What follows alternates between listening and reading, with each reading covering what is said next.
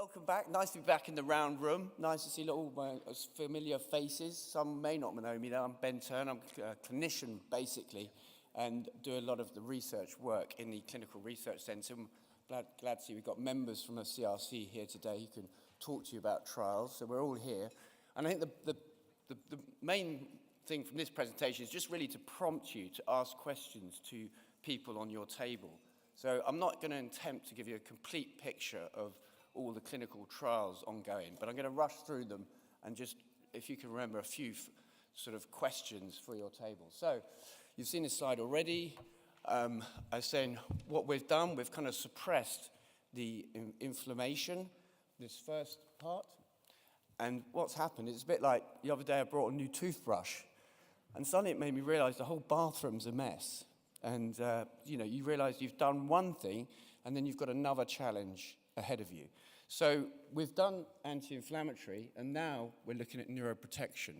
And neuroprotection is really the important part, because that's the part that probably results in the progressive disability. And then the next goal we're aiming for is the remyelination and then the repair.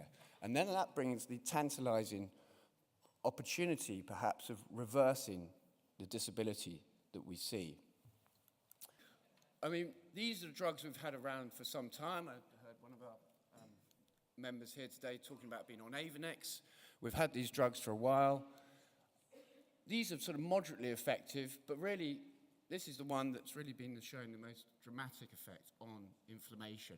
And that's really what gives us a hope that we almost have a method of stopping the inflammation. But now we know that stopping the inflammation is not the be-all and end-all. However, there are further medications coming on to stop the inflammation. Anybody been part of the Teclistamab trial here? Okay, well, you should be. But the Teclistamab trial, that's been going on. It's come to an end, and we have seen the results of this. Now, one of the questions, though, I'd like you to ask your scientist on your table is, and I ask this as a clinician, is we've actually sort of banned these slides from this presentation. They're so complex. But actually, Teclistamab is one of these immunomodulators, and it's meant to work on the CD25, and it's meant to produce that, dampen down the inflammation and stop the relapses. And it has been shown to be effective, but I'd be interested to see what your scientist thinks about the mechanism. But I, as a clinician, am really just concerned about the impact it has on the patient's relapses. And here we have a significant impact on the relapses, as we've seen in other drugs, such as Lemtrada. Another drug, an anti-B cell drug, an interesting concept, because we all think that MS is a T-cell driven disease, but it does seem to be effective. Again, in this phase 2 trial, it dampened down the relapses, and we're now anticipating the results of a phase 3 trial. And we're very optimistic that it's going to be as effective as the alemtuzumab, but we wait for that result. These are the anti-inflammatories. Now, a lot of people, I think, there's a bit of confusion about stem cell therapy. I think it's important to understand there are two types of stem cell therapy. One is where you're actually replacing your immune system, and basically that's the anti-inflammatory. And this is the trial that was in the Telegraph recently and all about the information. And that's to stop the inflammation, and it's a bit like the alemtuzumab, Lemtrada, and a bit like the ocrelizumab.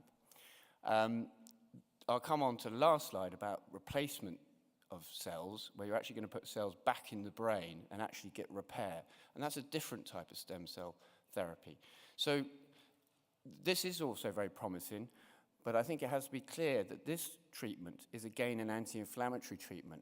And disappointingly, you'll see here, it's really had no improvement in the progressive phase of the disease.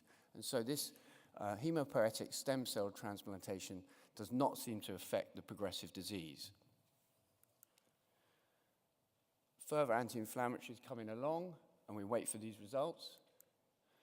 Just to reiterate about our trials, and that's why I think it's important to emphasize, you've already heard about Proximus and SMART, that we're moving on from the anti-inflammatory trials. We need to start looking at neuroprotection. We need to stop the progression of the disease. And this is really the list which we can go through around the table rather than here.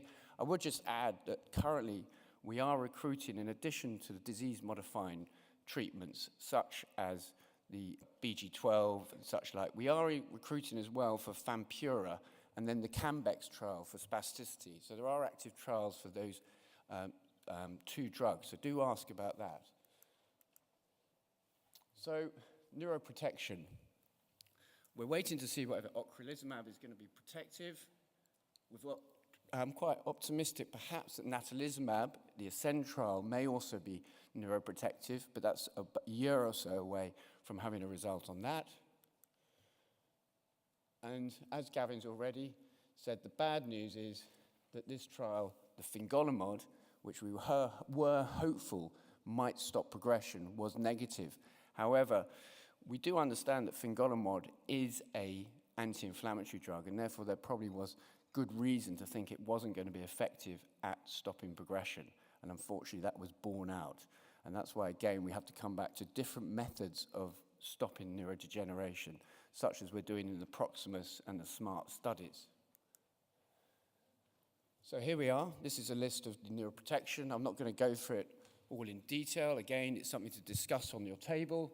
But the SMART trial here, BartsMS here. And we can give you more details about why we think those should work. But it's a different approach to stopping the inflammation, stopping the relapses. It's to stop the nerves dying back. And we are in great anticipation of, see if Gavin and David's idea of using phenytoin, an old anti-epileptic drug, which stabilizes nerves, if we use it early on in attacks, whether it protects nerves. Now, Raj Kapoor has been doing this. Remyelination, that's the next stage we're looking at. Can we, if we can protect the nerve, can we get myelin back? And if we can get myelin back, we get that nerve working again. And we were part of the anti-lingo study. Anybody part of the anti-lingo study here? Not a very proactive group here. You know, I'm really going to have a word with you all individually. But yeah, so this is the one where you got given an infusion which encouraged remyelination. And the early data, again, only released to financial services, suggests that there is some improvements in function once you give anti-lingo 1. So a very promising thought that you might be able to give drugs to actually allow remyelination and repair. And there we're on our way to this stage where we can start talking about implanting cells and actually repairing different functions. And I think that's really the holy grail. Thank you.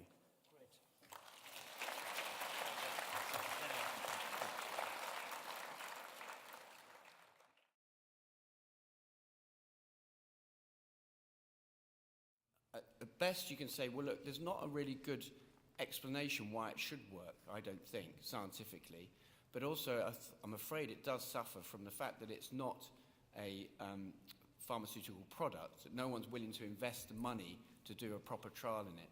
Is that because there's no money to be made in it through That's the pharmaceutical companies? But then again, scientists, as you see, like David and Gavin and Raj and Alan's team, they are willing to put their sort of money where their mouth is about phenytoin and drugs where you think there is a reasonable scientific explanation for it to work. And I'm afraid you can ask the scientists, but the scientists don't think that LDN has a reasonable mechanism of action. I suppose I'd just add 2 points. I mean, one is this whole business about repurposing drugs that we're using for other things, and industry is not necessarily very interested in that, but we have to do that. So that's a big issue now, particularly for progressive MS. Around LDN, I mean, the Italians did a nice small study, but we now need to do a bigger study. And I do think there's a responsibility on us to do studies when there's some hints of evidence to try and confirm one way or the other. But it's quite a problem for the whole field, and one we're really trying to tackle.